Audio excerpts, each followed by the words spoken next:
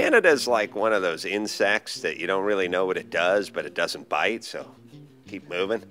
You know what I mean? Yeah. You know, like when you see a spider or a cockroach, you're like, hey, man, we got to do something about that. But you guys are like one of those pill bugs. Those bugs you just roll up into a ball. I don't know what you do. I don't mind you. You're not hurting anybody.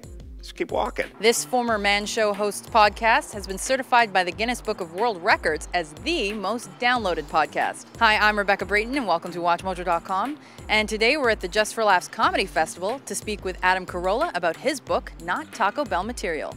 What made you want to tell your story? I got paid. They came to me with money, you know. I didn't think, hey, man, you really got to write your autobiography. I just like, they went, we're going to give you money to write another book. And then I was like, all right. So I wrote this book.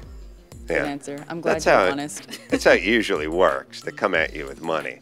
Like, you know, when these people go, I decided to create my own essence because I felt like there was a void in the market. No.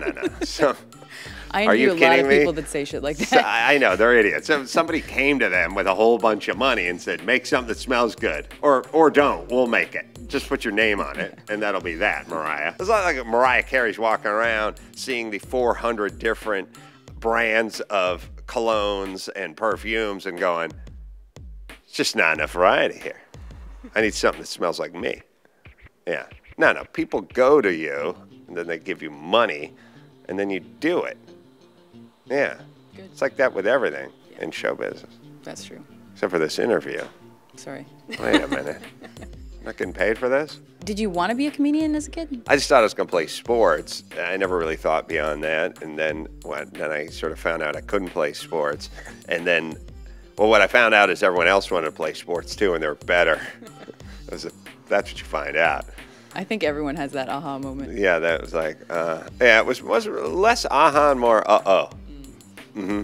But either way, it was a moment. Uh-oh. See, I knew that there were comedians and that there was such a thing as getting paid to do comedy, but it was never going to be me. You know, it's like, you know about the lottery, right?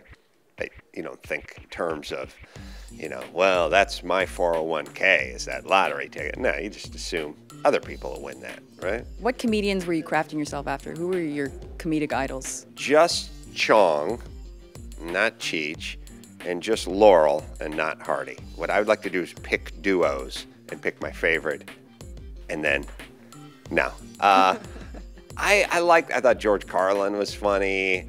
I would listen to a show called Dr. Demento that just played weird songs, you know, weird, stupid, literally Weird Al songs when he would record in the bathroom with his accordion back in the day.